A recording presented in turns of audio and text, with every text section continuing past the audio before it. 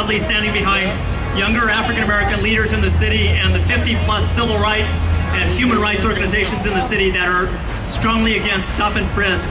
I will say that I'm strongly supportive of safer communities, but the solutions, even as Mayor Ed Lee has said, need to come from our communities and grassroots organizations like the Chinatown or Community Youth Center that's here that I worked with in the 80s, to many of the grassroots groups that are here as well.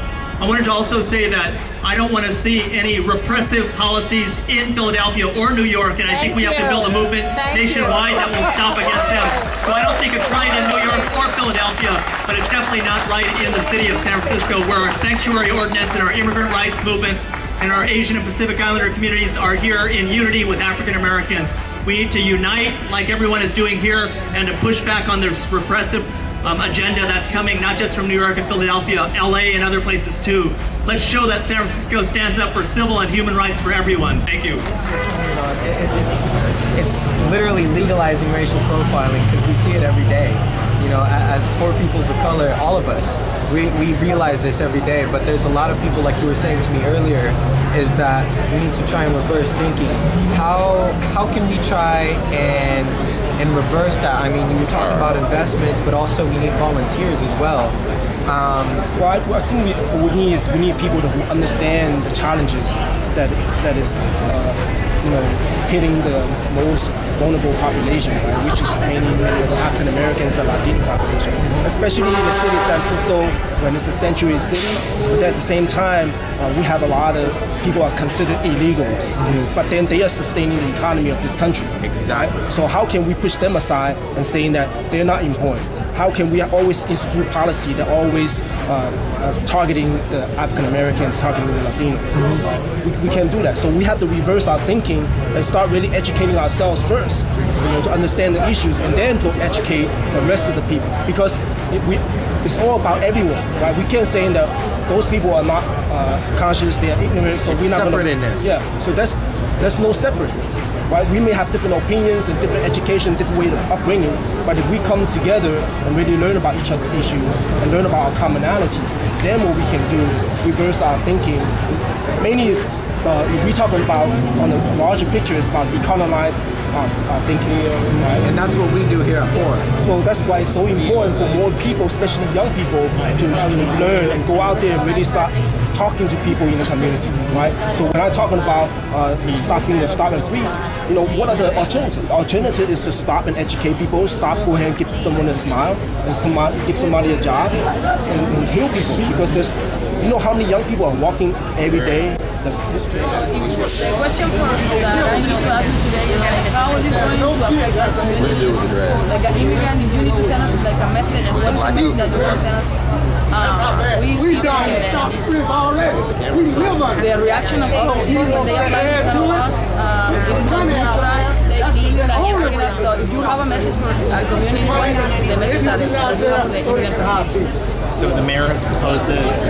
We need to build a strong coalition, not just African Americans that called the rally today, but also Chicanos and Latinos and Asian and Pacific Islanders and all low-income people and people that are impacted by repressive policies like this that will chill people's ability to be in their communities because they'll fear the police will come out to get them. It's been shown that in New York and Philadelphia and even other places like LA that when they implement these policies, it's repressive. They target young African American and Latino men largely, and younger people too, and it will kind of have this effect of pushing them kind of further away from getting a better life in their communities, and it will make them immediate suspects, which is, to me, questions kind of the racial profiling kind of, and it could be really racist depending on the police department that's implemented. So I think we need to unite, not just African Americans, but everybody that cares about something. The Bright Carpenter, I go by Fly Benzo. No, I got it. You already know there's probably like a lot of sort of hostile relations between young colored people and the police. How do you think this is going to affect that relationship?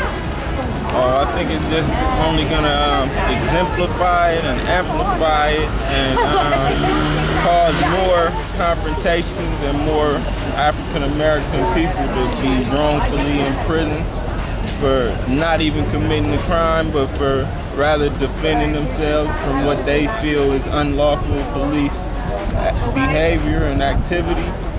And I feel like it's gonna. I mean, every action has a reaction, so there's gonna be some kind of recourse, and it's gonna be a huge negative impact on the community and on the safety of colored individuals in the community, and it's gonna help aid in gentrification and gentrifying the communities, and it's gonna also help in alienating the colored folk. How do you think Stop and Frisk will impact the various communities in San Francisco? Like, will it affect this one more than the other? Well, it just get worse. We already done Stop and Frisk in all of the communities of color, especially Baby Hunters Point. So that's nothing new. You go out there now, you won't find one young black or Latino at the age of 12 haven't been stopped by the police. So we already got Frisk going. What we need is for the city to stop discriminating against the businesses out there who would hire people. And all the jobs out there is taken from people outside of the city, in construction, in all different types of things. What we need is for them to put some money out there in that community so we can hire people. Because when the shipyard was going on, everybody had a job. There was no killing. We had one addict in the community. One. Because everybody's working, they didn't even lock their doors. So we did it before. When there's jobs, but they don't put money out there. They put money in Twitter. They put money in everything. But when it comes to putting money in the people of color to make sure that the businesses out there can hire their own people, no. Catholic Charities can get a big old project for $1. All these others.